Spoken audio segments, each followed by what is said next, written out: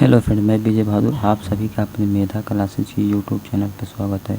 आज हम अभ्यास 1 का A1F के सवालों को हल करेंगे, जिसमें हम कुछ बेसिक पॉइंटों को समझेंगे कि जैसे परिमेय संख्याओं में जीरो जोड़ने पर क्या प्राप्त होता है, या किसी संख्या में जीरो से भाग करने पर क्या प्राप्त होता है, या जीरो में परिमेय संख्याओं से भाग किया जाता है तो क्या प्राप्त होता है।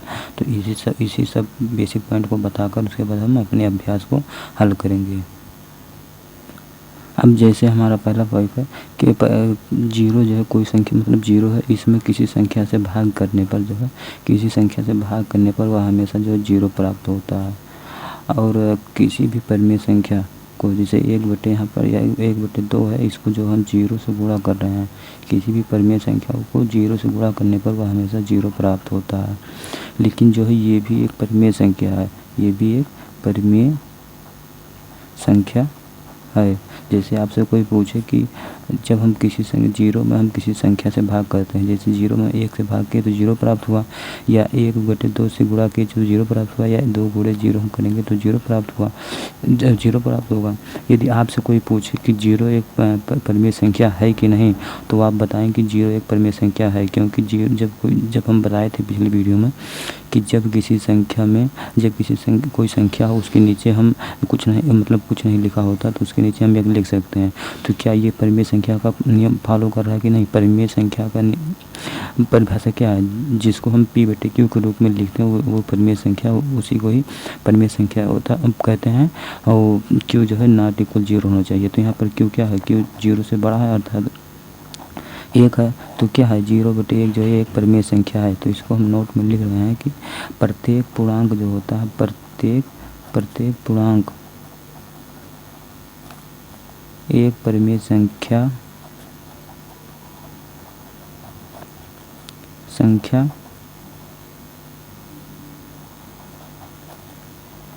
होता है। जैसे हम क्या बताएं, 0/1 एक परिमेय संख्या है कि नहीं? क्योंकि ये परिमेय संख्या की परिभाषा यही है कि वह संख्या जिसको हम P/Q के रूप में लिखते हैं वो परिमेय संख्या कहलाती है। जैसे P यहाँ क्या है? P बराबर 0 है, Q बराबर 1 है, तो इसे हम 0/1 लिख सकते हैं। और यहीं Q is not equal zero होता है, तो यहाँ पर Q is not equal zero होता है, तो यहाँ पर Q का मान क्या है? 0 से बड़ा है 1, तो यहाँ पर Q/1 एक परिमेय संख्या है। उसी प्रकार जैसे आपको दे दिया जाए दूसरा सवाल कि 0/2 का आंसर कितना आएगा? 0 आएगा। तो यह एक परिमेय संख्या है। क्या है? एक परिमेय संख्या है। उसी प्रकार तीसरा जैसे 0/-1 से भाग किया जाए तो इसका आंसर कितना आएगा? यहाँ पर 0 आएगा। यह भी एक परिमेय संख्या है। यदि आपसे पूछा जाए कि जीरो में किसी संख्या से भाग किया जाए तो वह जो है जीरो आता है, लेकिन जीरो एक परिमेय संख्या है, क्योंकि जीरो को हम 0/1 लिख सकते हैं। तो P/Q के रूप में हम लिख सकते हैं, अर्थात Q का मान इज नॉट इक्वल जीरो होना चाहिए। तो यहाँ पर Q का मान जो है 0 से बड़ा 1 है, इसीलिए जो है 0/1 एक परिमेय संख्या है। अर्थात किसी भी संख्या, मतलब जीरो में किसी भी संख्या से भाग दिया जाएगा तो हमेशा जीरो प्राप्त होगा, ये आपको ध्यान देना है। तो जीरो जब प्राप्त होगा, जीरो को हम 0/1 लिख सकते हैं, तो यह एक परिमेय संख्या है। अब यहाँ पर देखो, जीरो में किसी संख्या से भाग देते थे तो वहाँ पर जीरो प्राप्त होता है। अब हमारा यहाँ पर दूसरा कंडीशन है कि जीरो में किसी संख्या को शून्य में किसी संख्या को जोड़ने पर वही संख्या प्राप्त होती है। जैसे इसी को ही हम, जैसे शून्य में किसी संख्या को जोड़ने पर वही संख्या प्राप्त होती है, इसी को हम जो है योग तत्समक के नाम से जानते हैं। योग तत्समक के नाम से जानते हैं। अर्थात जीरो में किसी संख्या को जोड़ा जाएगा, जो संख्या जोड़ा जाएगा वही संख्या प्राप्त होगा। जैसे यहाँ पर एक अगला परिभाषा है, जो किताबी परिभाषा है। ये मतलब इस प्रकार परिभाषा आपको याद रहना चाहिए। और किताबी परिभाषा क्या बोलता है कि जब किसी पूर्णांक अर्थात किसी पूर्णांक में शून्य जोड़ा जाता है, शून्य जोड़ने पर योगफल वही पूर्णांक होता है। यहाँ पर पूर्णांक का क्या अर्थ, हम पूर्णांक की परिभाषा बताए थे कि जब किसी परिमेय संख्याओं में जो जीरो को शामिल कर लिया जाए तथा जीरो को शामिल कर लिया जाए तथा ऋणात्मक संख्याओं को शामिल कर लिया जाए तो वही संख्या पूर्णांक होती है। जैसे कि हम बताए थे कि माइनस अनंत से लेकर डॉट जैसे -99 उसके बाद +1 .2 अनंत, माइनस अनंत से लेकर प्लस अनंत की संख्याओं तक की संख्याओं को हम पूर्णांक कहते हैं।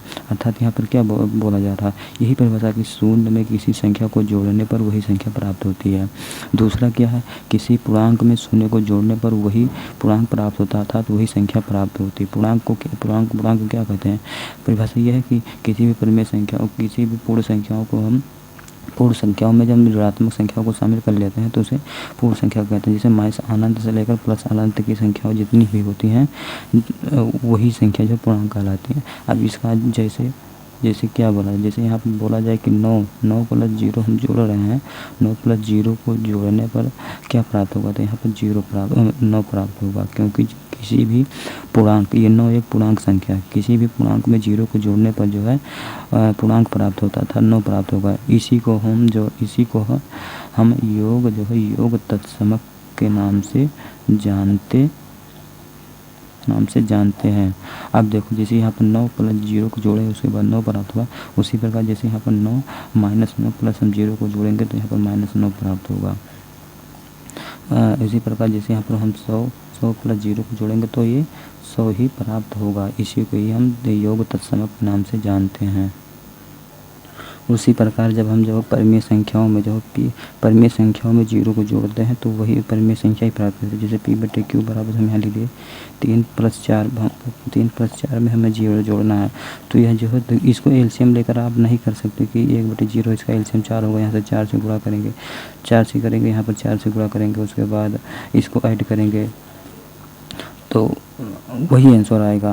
तो जैसे किसी भी परिमेय संख्याओं को हम 0 जोड़ते हैं तो हमेशा जो है वो वही परिमेय संख्या प्राप्त होती है 3/4। जैसे इसको हम जोड़ रहे हैं तो यहाँ पर एलसीएम 4 लेंगे तो यहाँ 3 प्लस यहाँ पर 0 × 4 करेंगे, उसके बाद यहाँ पर 4 आएगा 4, उसके बाद 3 + 0 कितना होता है, 3 + 0 जो होता है हमेशा 3 होता है, क्योंकि अभी हम बताएं कि योग तत्समक का परिभाषा क्या, मतलब योग तत्समक क्या है कि जब किसी संख्या में हम 0 जोड़ते हैं तो वही संख्या प्राप्त होती है। तो यहाँ पर 3 + 0 3/4 हो जाएगा, अर्थात यहाँ पर क्या आ गया 3/4 आएगा। जब किसी परिमेय संख्याओं में हम 0 को जोड़ते हैं तो वही संख्या प्राप्त होती है। यहाँ पर हम शून्य का तत्समक अवयव पढ़े थे। अब यहाँ पर हम 1 का तत्समक अवयव पढ़ेंगे। तत्समक अवयव मतलब होता है जब किसी संख्या में, जैसे वहाँ पर पढ़े थे क्या, 0 में किसी भी संख्या में 0 को जोड़ रहे हैं तो हमेशा उसका तत्समक अवयव जो है 9 आएगा, मतलब जो संख्या जोड़ा जाएगा वही प्राप्त होगा। और किसी संख्या मतलब तत्समक अवयव में जब 0 से गुणा करते थे, मतलब 9 में जब हम 0 से गुणा करते थे तो हमेशा 0 प्राप्त होता है।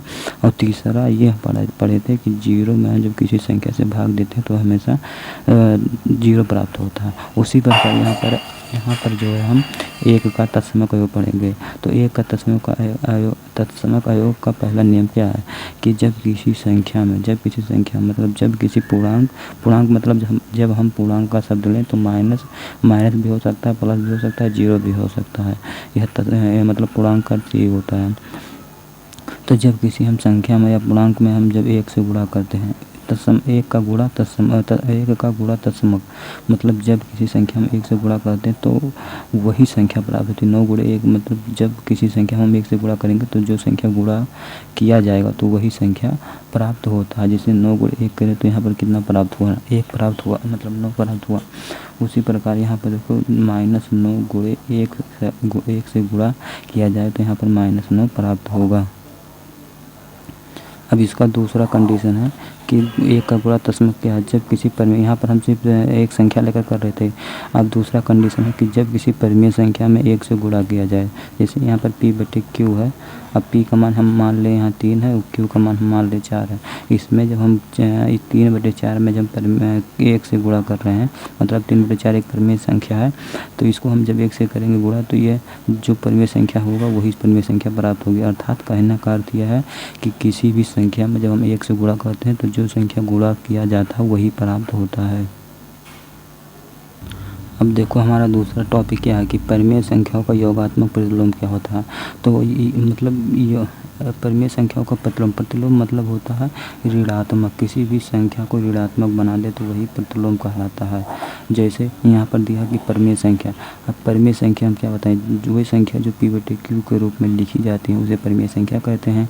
तो परिमेय संख्या उसे कहते हैं उसी का प्रतिलोम, अर्थात उसी संख्या को ऋणात्मक बना दे तो उसी को ही हम परिमेय संख्या का प्रतिलोम कहते हैं। जैसे यहाँ पर दे दिया जाए कि 3/4 का प्रतिलोम परिमेय क्या होगा, इसका क्या प्रतिलोम परिमेय क्या होगा। तो इसका प्रतिलोम परिमेय क्या होगा, हम बताएं क्या, ऋणात्मक। प्रतिलोम का अर्थ होता है ऋणात्मक। तो यहाँ पर हम यहाँ पर 3/4 पहले से यहाँ पर माइनस लगा देंगे तो क्या हो जाएगा, यहाँ पर ऋणात्मक प्रतिलोम में इसका आ जाएगा 3/4। उसी प्रकार यहाँ पर दूसरा संख्या दे दिया जाए कि 3/4 और दूसरा कंडीशन ये है कि इसका प्रतिलोम जो है 3/4 का परिमेय प्रतिलोम क्या होगा, तो -3/4।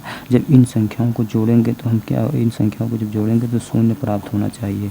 जैसे देखो 3/4 इसका प्रतिलोम परिमेय क्या है, इसका जो हम जोड़े बताए हैं कि जब मतलब परिमेय संख्या और उसी का प्रतिलोम परिमेय संख्या, मतलब इसका और इसका योग जो है 0 प्राप्त होता है। इसको जो हम ऐड करेंगे -3/4। अब हम परिमेय संख्याओं को हल करने के लिए पहले बता दिए हैं कि किस तरह हल किया जाता है। तो यहाँ पर हम देखो 3/4 ब्रैकेट जब हटाएंगे तो यहाँ -3 जो हो जाएगा 4 हो जाएगा। अब इसको जब घटाएंगे तो क्या होगा, 3 -3/4। तो यहाँ पर 3 में से 3 जाएगा तो कितना बचेगा, यहाँ पर 0/4। अभी हम बताएं कि 0/4 को हम क्या लिख सकते हैं, 0 लिख सकते हैं, अर्थात इसका आंसर कितना आ गया, 0 आ गया।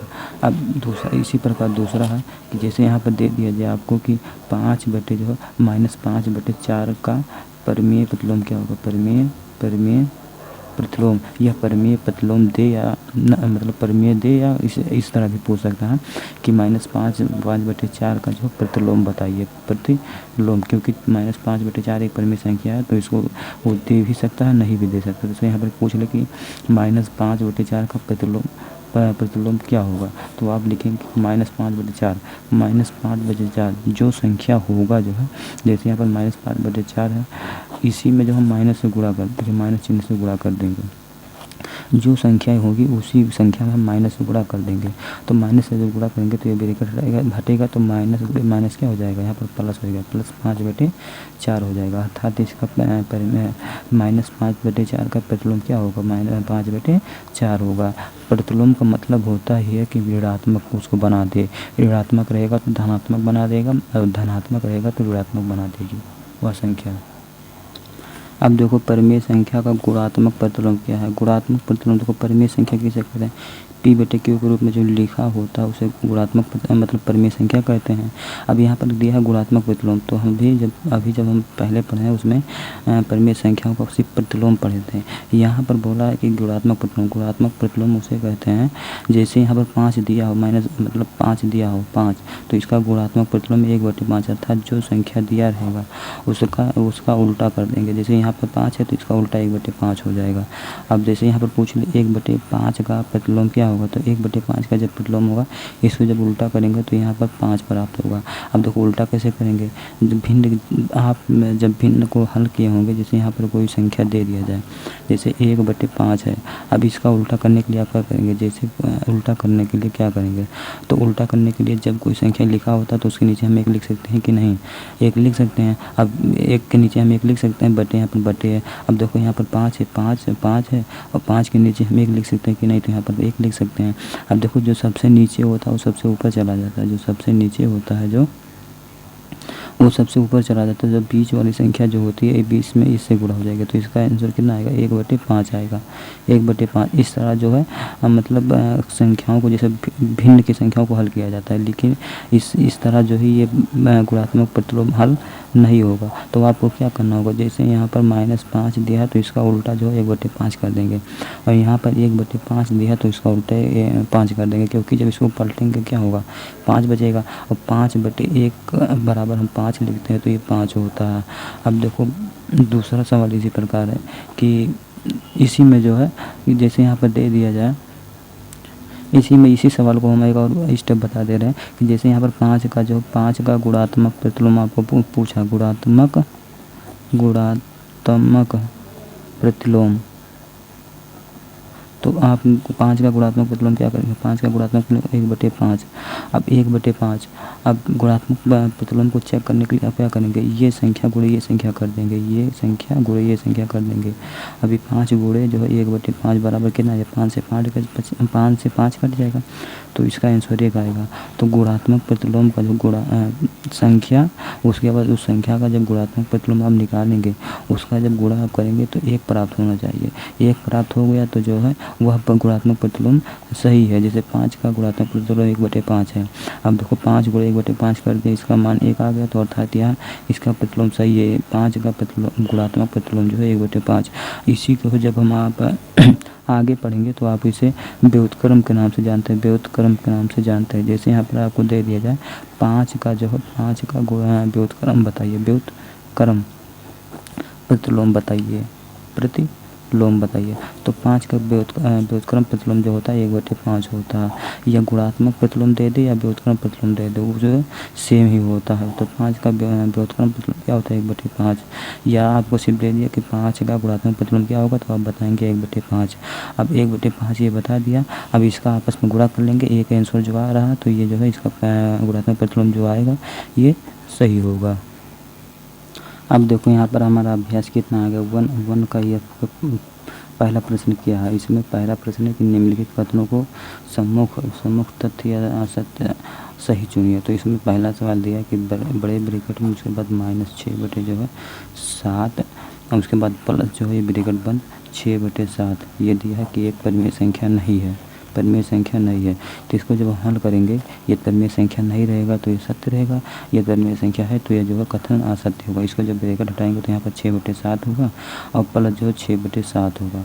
अब 6/7 प्लस 6/7 यहाँ पर हर जो है बराबर है, तो क्या करेंगे आप, हर बराबर है तो इसको जोड़ लेंगे, -6 प्लस 6/7। तो यहाँ पर कितना आएगा, 6 में से 6 गया 0/7। अब देखो ये 0/7 हम क्या बताएं, जब 0 में किसी संख्या से भाग दिया जाता है तो 0 प्राप्त होता है। 0 एक परिमेय संख्या है तो 0 को हम 0/1 लिख सकते हैं, तो 0/1 लिख सकते हैं, तो 0/1 संख्या लिख सकते हैं। तो परिमेय संख्या की परिभाषा क्या है कि जब वह संख्या जो p/q के रूप में लिखी जाती है उसे परिमेय संख्या कहते हैं। लेकिन q का मान जो नीचे का मान जो 0 नहीं होना चाहिए, यहाँ पर ये 0 नहीं है, 1 है, इसीलिए जो 0/1 एक परिमेय संख्या है। तो यह कथन क्या है, यह कथन असत्य है, असत्य है, क्योंकि यह एक परिमेय संख्या है। उसी प्रकार यहाँ पर दूसरा सवाल दिया है कि परिमेय संख्याओं में योग का तत्समक अवयव शून्य होता है। तो योग परिमेय संख्या मतलब क्या, हम बताएं कि परिमेय संख्या 3/4 एक परिमेय संख्या है। इसमें योग तत्समक क्या है, जब योग तत्समक अर्थात जो है इसमें जब 0 जोड़ देंगे, योग तत्समक का अर्थ यही होता है कि किसी भी परिमेय संख्या या पूर्णांक में 0 जोड़ने पर जो संख्या जोड़ी जाएगी वही संख्या प्राप्त हो जाती है। यहाँ पर 0/4 हम जब जोड़ेंगे तो ये क्या होगा, 3/4 प्राप्त होगा। अर्थात ये एक परिमेय मतलब तत्समक योग जो है परिमेय संख्या तत्समक अवयव जो है 3/4 प्राप्त हुआ। तो यहाँ पर बोल रहा है कि परिमेय संख्याओं के योग का तत्समक अवयव शून्य है, क्योंकि सही है, क्योंकि यहाँ पर तत्समक अवयव का परिभाषा क्या है, यहाँ पर देखो 3 जब परिमेय संख्या 3/4 में हम 0 को जब जोड़ें तो यहाँ पर 0/4 हुआ। अब देखो जब तत्समक अवयव का परिभाषा जो तत्समक शून्य का तत्समक योग का परिभाषा यही कि जब शून्य को परिमेय संख्या में जोड़ा जाता है, शून्य को परिमेय संख्या में जोड़ा जाता है, तो शून्य को जब परिमेय संख्या में जोड़ा जाता है तो उसे क्या कहते हैं, उसे योग का तत्समक के नाम से जानते हैं। योग का तत्समक के नाम से, तत्समक अवयव के के नाम से जानते हैं। तो अर्थात क्या है, 3/4 में जब 0 को जोड़ेंगे तो 3/4 होगा। अब यही जो है 0/4 3/4 प्लस 0 को ही योग तत्समक के नाम से जानते हैं, अर्थात दूसरा कथन जो है सत्य है। अब तीसरा कथन क्या बोल रहा है, अब तीसरा सवाल बोल रहा है कि परिमेय संख्या शून्य का योगात्मक प्रतिलोम नहीं है। परिमेय संख्या जो शून्य एक परिमेय संख्या, अब इसका जो है योगात्मक प्रतिलोम योगात्मक प्रतिलोम का अर्थ क्या है कि कोई भी संख्या जब मतलब कोई भी संख्या लिखा हो, कोई भी संख्या जैसे दिया हो, जैसे यहाँ पर 0 दिया हो, उसका योगात्मक प्रतिलोम क्या होगा, -0 होगा।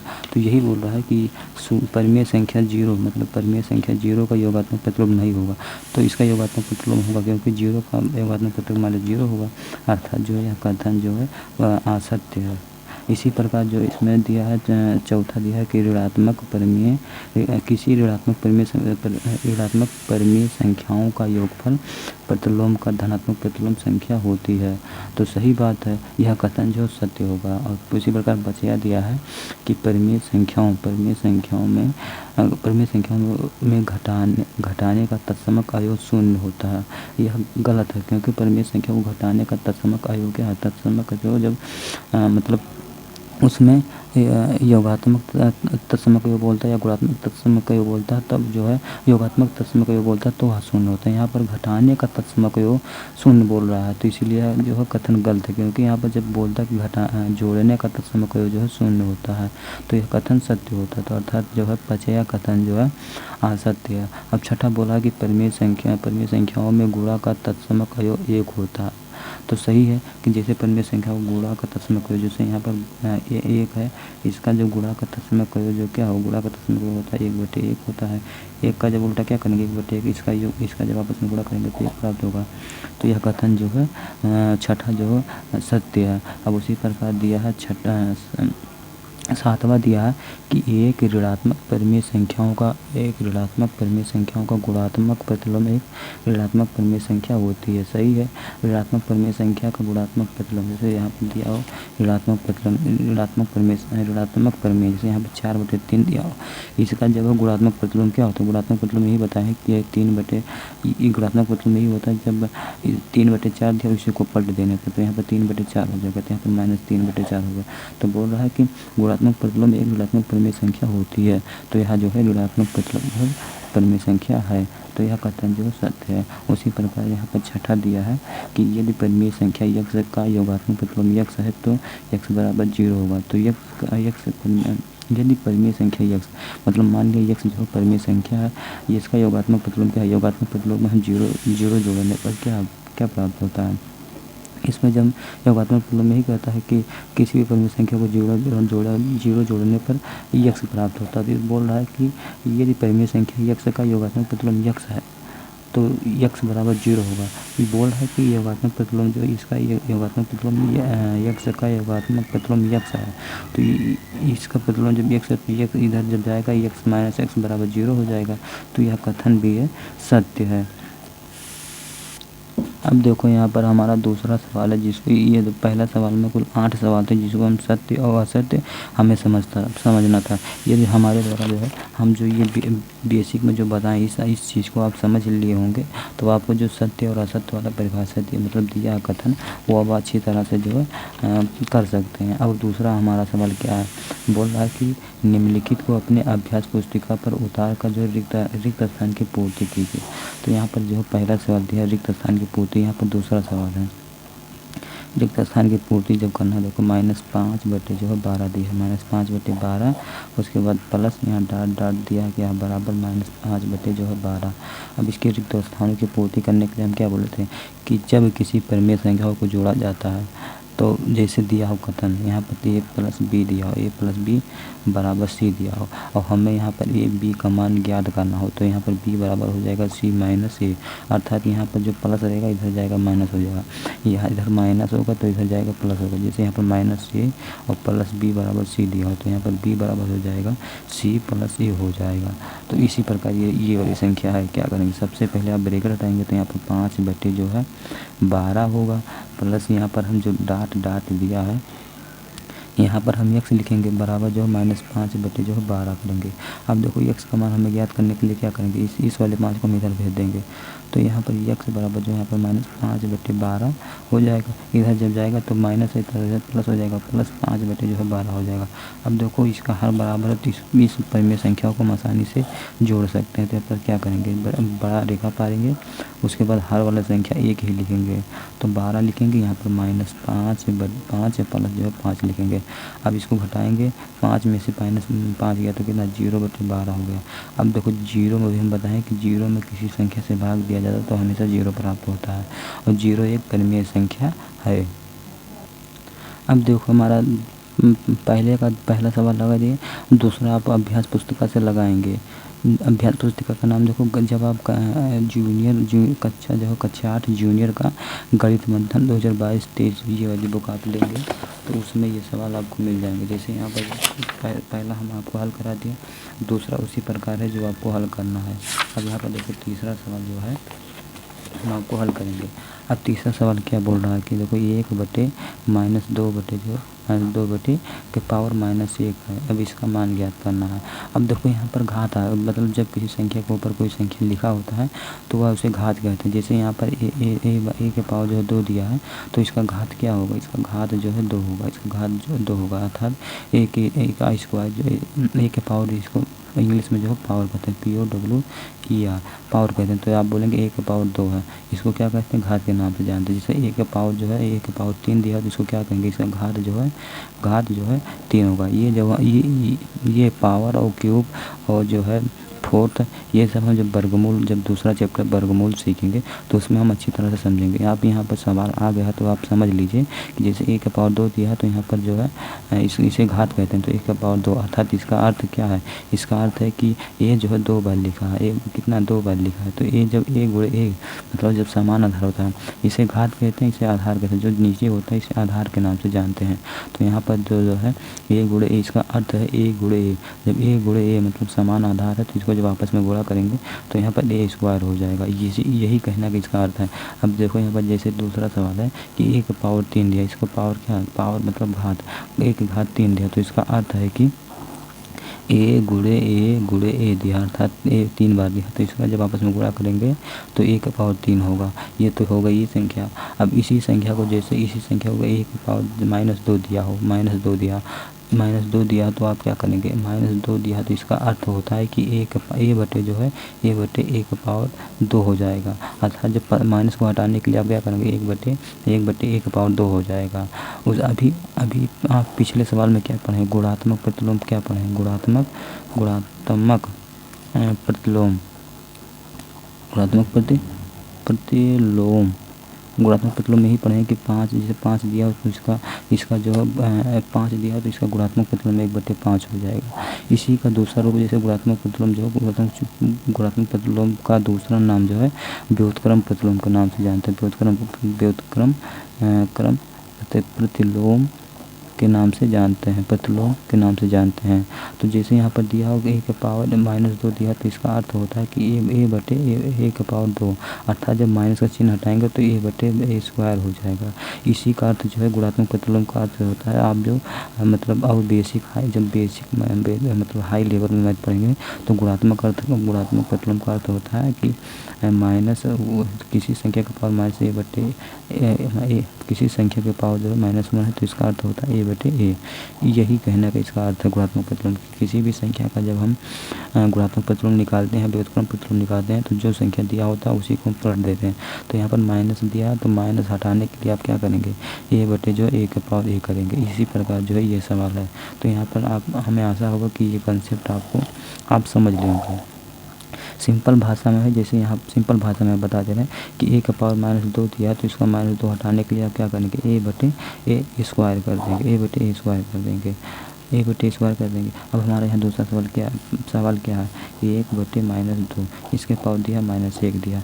अब देखो सबसे पहले यहाँ पर माइनस दिया है तो इसको ऊपर ले जाएंगे माइनस, तो यहाँ पर 1 बटे 2 हो जाएगा। इसके पावर जो है -1 दिया। अब देखो ये भी माइनस हटाने के लिए हम क्या करेंगे, ये माइनस हटाने के लिए हम करेंगे 1 बटे ब्रैकेट में 1/2 ये करेंगे। अब देखो किसी भी संख्या के पावर, जैसे किसी भी संख्या के पावर 1 दिया हो तो उसका अर्थ होता है ए।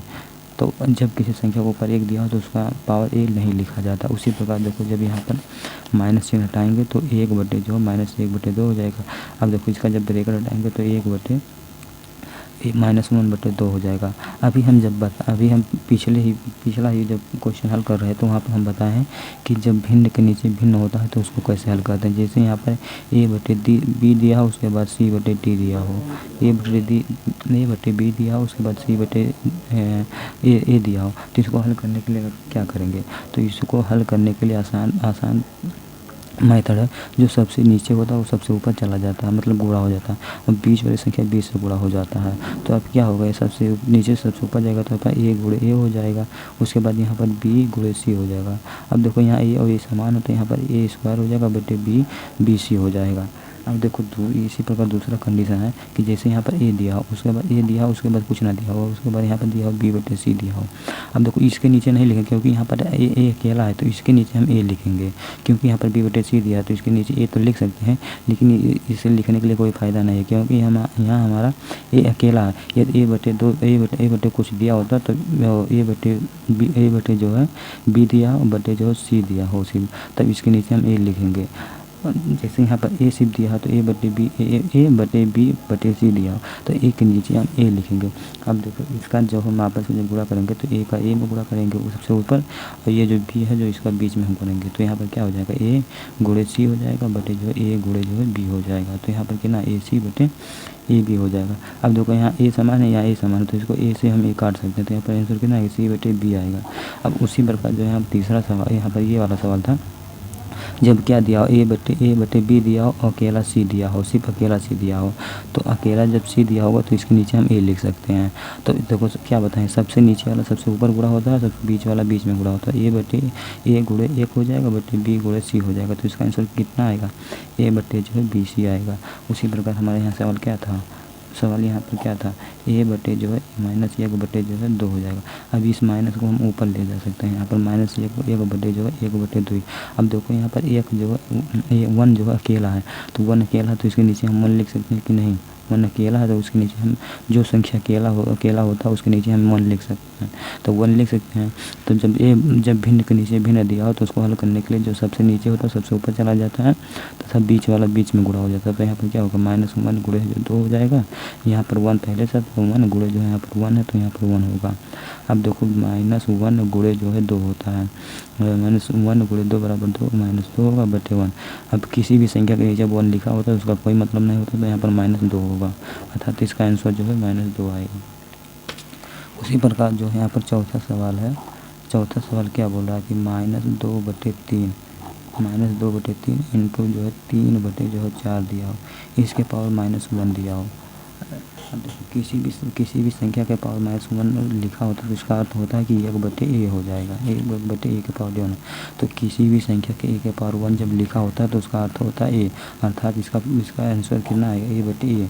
यहाँ पर क्या दिया, -1 दिया, तो सबसे पहले आप इस ब्रैकेट को हल करेंगे। उसके बाद ब्रैकेट को हल करने के लिए जब माइनस चिन्ह हटाएंगे तो 1/, जो है उतना संख्या हो जाएगा। तो यहाँ पर ब्रैकेट आएंगे तो 2/3 हो जाएगा, उसके बाद गुणे 2/4 हो जाएगा। अब देखो यहाँ पर काट देंगे इसको, -1 2 1 2 2 दूना 4 हो जाएगा, यहाँ पर 2 से 2 हो जाएगा, अर्थात इसका आंसर क्या आएगा, इसका आंसर आएगा -1/3 आएगा। अब -1/3 का पावर -1 है। अब ये वाला माइनस हटाने के लिए हम क्या करेंगे, ये बटे जो -1/3 हो जाएगा। अब देखो ये संख्या जो अकेला है तो इसके नीचे हम 1 लिख सकते हैं कि नहीं। अब इस वाली संख्या को इस वाली संख्या से गुणा करेंगे, सबसे नीचे वाला सबसे ऊपर तथा बीच वाला बीच में गुणा करेंगे, तो यहाँ पर 3 जो है 3/1 होगा। अब देखो जब परिमेय संख्या दिया हो उसमें जो है ऋणात्मक, चाहे ऊपर दिया चाहे नीचे दिया हो चाहे उसके नीचे दिया हो, तो हमेशा जब हल करेंगे तो सबसे ऊपर चला जाता है, तो यहाँ पर -3/4 हो जाएगा। उसी प्रकार यहाँ पर क्या है, 3/-1 है, इसको जब हल करेंगे आगे तो यहाँ पर 3/-3 हो जाएगा। और 3/1 का अर्थ होता है 3 होता है -3, तो जब किसी संख्या के नीचे 1 होता है तो हमेशा 3 होता है, मतलब वही संख्या होती है। तो इसका आंसर कितना आएगा, 2 -3/-3 आएगा इसका आंसर। अब हमारा तीसरा सवाल है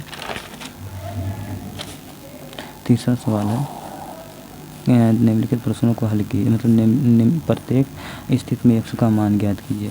अब देखो हम बताए थे कि ये परिमेय संख्याओं को गुणा करना, तो यहाँ पे x का मान ज्ञात करना। तो जब सवाल तीसरे में दिया कि प्रत्येक स्थिति में x का मान दिया हो ज्ञात किया, तो यहाँ पर 2/3 गुणे जो x दिया बराबर 1 दिया हो। देखो ये जो 2/3 गुणे x दिया, अब इसको हम बताए थे कि जब कोई संख्या आपस में गुणा किया हो और इसका मान जिससे इसका मान ज्ञात करना हो, तो इस वाली संख्या को इधर ले जाने के लिए हम क्या करते हैं, जैसे यहाँ पर दिया हो b/a दिया हो गुणे हमें y का मान ज्ञात करना है, यहाँ पर c दिया हो, तो देखो ये वाला संख्या जो है तिरछा गुणा करेंगे, ये वाली संख्या इसके नीचे हम 1 लिख सकते हैं कि नहीं, क्योंकि c के नीचे जब c अकेला है इसके नीचे हम 1 लिख सकते हैं। तो a का गुणा जो आपस में हम यहाँ करेंगे, सबसे ऊपर करेंगे, यहाँ पर करेंगे, और b का गुणा जो सबसे नीचे करेंगे, अर्थात जो y का मान कितना आ जाएगा, y का मान जो है c गुणे a हो जाएगा बटे a गुणे b, अर्थात ca/b इसका आंसर आ जाएगा। उसी प्रकार यहाँ पर क्या दिया है, यहाँ पर दिया क्या 2/3 गुणे x दिया, इसके नीचे हम 1 लिख सकते हैं कि नहीं, 1 लिख सकते हैं। तो हम दो का सबसे ऊपर रहेगा, सबसे नीचे इधर गुणा हो जाएगा, तो यहाँ पर 1 गुणे 2 हो जाएगा, ये सबसे नीचे इधर ऊपर क्या करेंगे, ऊपर सबसे ऊपर गुणा कर देंगे, तो 1 गुणे 3 हो जाएगा, अर्थात x का मान, और आगे हल करेंगे इसके आगे, तो x का मान क्या आ जाएगा, 1 गुणे 3 बराबर 3 बटे जो 1 गुणे 2 बराबर 2 होता है, अर्थात x का मान 2/3 है, 3 होगा। उसी प्रकार देखो उसमें जो है इसमें कुल 6 सवाल दिया है, 6 सवाल में हम जो आसान है मतलब जो कठिन है उन सवालों को हल कर दे रहे हैं, बाकी सवाल जो बचा रहेगा आप होमवर्क के लिए आप प्रश्न को सॉल्व करेंगे। और यदि प्रश्न को आप नहीं सॉल्व कर पा रहे हैं तो हमारा मतलब व्हाट्सएप नंबर 8920930994 इस पर आप जो क्वेश्चन को भेज कर देंगे, हम जो समय जब मिलेगा तो हम क्वेश्चन को सॉल्व कर देंगे। अब देखो पहला सवाल हल किए, अब इसमें दूसरा सवाल है कि x का मान माइनस, देखो 7 यहाँ पर दिया -5 बटे जो है 4 गुणे 4/-5 दिया, -5 बराबर यहाँ पर x का मान ज्ञात करना है। अब क्या हम बताए थे कि जब कोई संख्या a/1 गुणे b/c दिया हो, जब भी a/b गुणे b/c दिया हो, तो इसको हल करने के लिए हमें जो है एलसीएम की ज़रूरत नहीं होती है, इसको हम आपस में गुणा कर देंगे, तो a गुणे b हो जाएगा, यहाँ पर b गुणे जो c हो जाएगा बराबर x हो जाएगा। तो इसका इसी प्रकार इसको क्या करेंगे, -5 बटे जो है 4 करेंगे, यहाँ पर ब्रैकेट हटाएंगे, गुणे हो जाएगा, यहाँ पर देखो सबसे नीचे माइनस है तो ये ऊपर चला जाएगा, यहाँ पर -4 बटे जो है 5 हो जाएगा बराबर x। अब देखो 4 गुणे 5 वापस में गुणा कर देंगे तो क्या हो जाएगा, 4×5 = 20, माइनस गुणे माइनस क्या होता है, प्लस होता है, तो यहाँ पर +20 बटे जो 4×5 = 20 बटे 20 बराबर 1। अब देखो 20 से 20 कट जाएगा तो x का मान कितना आएगा, 1 प्राप्त होगा। इसी प्रकार जो चौथा सवाल है और 5वां सवाल है, हम छठा सवाल बता दे रहे हैं और बाकी सवाल आप अपने से हल करना है। यहाँ पर देखो 7 बटे जो है 6 दिया है, प्लस जो है 7/6 दिया है बराबर x का मान ज्ञात करना है। अब इसका मान ज्ञात करने के लिए सबसे पहले ब्रैकेट रखेंगे, तो यहाँ पर ब्रैकेट 7/6 होगा, प्लस जो है 7 यहाँ पर 6 होगा बराबर x। अब देखो यहाँ पर गुणा करना था तो हमें हर बराबर करने की ज़रूरत नहीं थी, हमें ऊपर वाला ऊपर से गुणा कर दिया, नीचे वाला नीचे से गुणा कर दिया। अब देखो जब परिमेय संख्याओं को जोड़ना या घटाना हो तो हमेशा हर बराबर रहना चाहिए, तो यहाँ पर हर जो बराबर है इसको जब हम हल करेंगे तो यहाँ पर -7 + 7 बटे जो है 6 हो जाएगा बराबर x। अब देखो 7 में से 7 जाएगा, यहाँ पर 0 बचेगा, 0/6 बराबर x। अब जब 0 में किसी संख्या से भाग करते हैं तो यहाँ पर 0 प्राप्त होता है, अर्थात x का मान 0 आएगा। हमें आशा होगा कि आप अपने प्रश्न 3 के बाकी प्रश्नों को आप हल कर लेंगे। अब हम सीखेंगे चौथा प्रश्न क्या है। चौथा प्रश्न बोल रहा है कि निम्नलिखित परिमेय संख्याओं का योगात्मक प्रतिलोम बताइए। योगात्मक प्रतिलोम का अर्थ अभी हम सीखें। तो यहाँ पर देखो परिमेय संख्याओं का योगात्मक प्रतिलोम, तो हम बताएं कि योगात्मक प्रतिलोम क्या है। जब किसी परिमेय संख्या p/q में हम जब 0 को जोड़ते हैं तो p/q प्राप्त होता है, इसी को योगात्मक प्रतिलोम कहते हैं। तो यहाँ पर पहला सवाल दिया 1/2 को जब हम 0 को ऐड करेंगे तो क्या प्राप्त होगा। 0 को हम 0/1 लिख सकते हैं कि नहीं, 0/1 जब हम 1 लिख सकते हैं तो देखो यहाँ पर हर बराबर है नहीं, तो हर बराबर करने के लिए हम 2 से ऊपर नीचे यहाँ गुणा करेंगे, 2 से ऊपर नीचे गुणा करेंगे तो यहाँ पर 1 + 0 होगा बटे जो 2 हो जाएगा, अर्थात 0 + 1 कितना होगा, 1 होगा, 1/2। तो इसका जो आंसर कितना आएगा, जब 1/2 हो गया, अर्थात जो देखो 1/2 में जब 0 जोड़ेंगे तो वही संख्या प्राप्त होती है 1/2। तो इसका योगात्मक प्रतिलोम जो होता है 1/2 होगा। और वो इसी प्रकार जो तीसरा सवाल है कि -3/8 का योगात्मक प्रतिलोम क्या है। योगात्मक प्रतिलोम उसे कहता है कि परिमेय संख्याओं में जीरो को जोड़ने पर जो संख्या प्राप्त होती है उसी को योगात्मक प्रतिलोम कहते हैं। 1/4 -3/8 इसी को ही योगात्मक प्रतिलोम कहते हैं। उसी प्रकार चौथा सवाल है कि जीरो का योगात्मक प्रतिलोम बताइए। जीरो का योगात्मक प्रतिलोम जीरो प्लस जीरो के बराबर क्या होगा, जीरो होगा। तो जीरो का योगात्मक प्रतिलोम जीरो होता है। अब हमारा पाँचवा सवाल है कि निम्नलिखित संख्याओं को गुणात्मक प्रतिलोम बताइए। गुणात्मक प्रतिलोम बताइए। गुणात्मक प्रतिलोम क्या होता है। किसी भी संख्या जब दी जाए, जैसे किसी भी संख्या कोई भी संख्या दिया हो, ए का गुणात्मक प्रतिलोम जो होता है, गुणात्मक प्रतिलोम क्या होगा, ये A/1/A हो जाएगा। अर्थात जो है 1/A को हम क्या लिख सकते हैं, 1 का पावर -1 लिख सकते हैं, 1 का पावर -1 लिख सकते हैं। यही गुणात्मक प्रतिलोम है। तो यहाँ पर दिया क्या है कि पहला सवाल है 8 का जो 8/13 का गुणात्मक प्रतिलोम। गुणात्मक यहाँ पर आप ऐसे लिख लेंगे, गुणात्मक प्रतिलोम हम शॉर्टकट में लिख रहे हैं, लेकिन आप पूरा लिखेंगे गुणात्मक प्रतिलोम। अब 8/13 का गुणात्मक प्रतिलोम क्या होगा, हम क्या बताएं, जब कोई संख्या दी है उसी को हम उलट देंगे तो वो गुणात्मक प्रतिलोम हो जाएगा। तो इसका गुणात्मक प्रतिलोम जो होता है 13/8 हो जाएगा, 13/8 हो जाएगा। या जो 8/13 के पावर हम -1 लिख सकते हैं, 8/13 का पावर -1, इसका भी गुणात्मक प्रतिलोम चाहे ये आंसर दो चाहे ये आंसर दो। अब 8/13 का -1 गुणात्मक प्रतिलोम है। अब देखो -1 को जो हम हल करेंगे और आगे तो क्या होगा, 1/8/13। अब देखो 1 अकेला है तो इसके नीचे हम 1 लिखेंगे। अब ये 13 सबसे ऊपर हो जाएगा, 8 इसके नीचे हो जाएगा, तो क्या हो जाएगा 13/8। अर्थात इसका आंसर ये आ गया।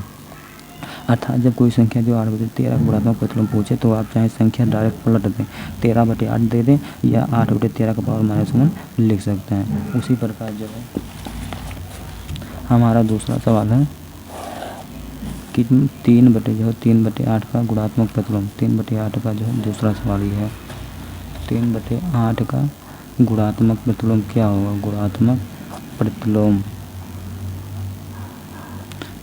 प्रतिलोम क्या होगा, हम बताएं। गुणात्मक प्रतिलोम का अर्थ क्या होता है, उल्टा होता है, उल्टा जो होता है। देखो 3/8 का जब हम पलटेंगे तो क्या होगा, 8/3 हो जाएगा, -8/3।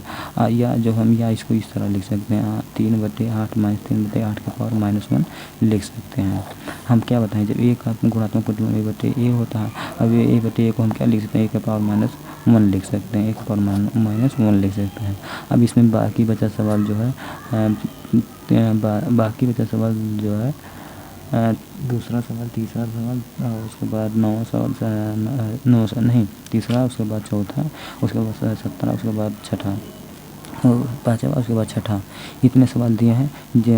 इसको आप गुणात्मक प्रतिलोम निकालेंगे और बताएंगे कि हाँ सर, हमको आपके द्वारा बताया गया जो है आपके द्वारा बताया गया प्रश्न या सवाल अच्छी तरह से समझ आ गया। अब इसमें हम जो छठा सवाल को हल कर दे रहे हैं, जो थोड़ा कठिन है। कठिन वैसे नहीं है, यदि आप अच्छे से समझे होंगे तो कोई भी सवाल जो है कठिन नहीं है, क्योंकि हम शुरुआत में ही जो बेसिक पॉइंट होता है उसको हम अच्छे से समझा देते हैं। अब यहाँ पर देखो 2/5 दिया, 2/5 इंटू जो 9/4 दिया। हम बताए थे क्या कि जब कोई परिमेय संख्या आपस में गुणा करना हो तो इसको LCM की ज़रूरत नहीं होती। तो इसको हम क्या करेंगे, ऊपर का ऊपर गुणा कर देंगे, नीचे को नीचे गुणा कर देंगे।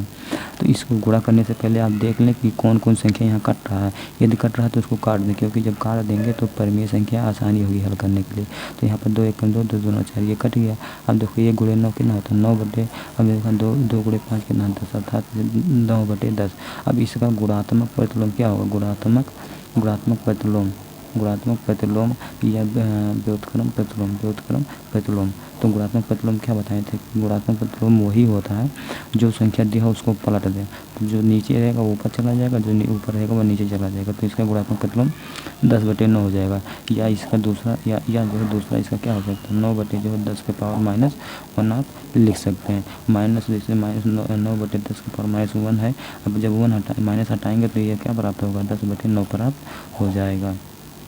हमारा छठा सवाल है कि निम्नलिखित परिमेय संख्याओं को सरल कीजिए। छठे सवाल में एक सवाल है जो थोड़ा बड़ा है, इसको हम आसानी से हल करेंगे। यहाँ पर -32 गुणे जो 5/, जो यहाँ पर 14 दिया है, 5/14 गुणे जो 3/, जो -3/, जो 20 दिया है, यहाँ भी माइनस है। उसके बाद इंटू 0 दिया है, इंटू जो है -13/, जो है 5 दिया है।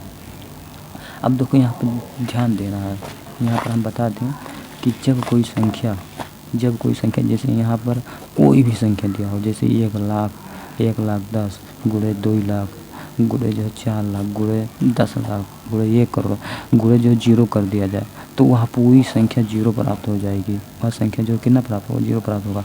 उसी प्रकार देखो यहाँ पर क्या दिया, -32 गुणे 5/14 गुणे -3/20 गुणे 0 गुणे -13/5।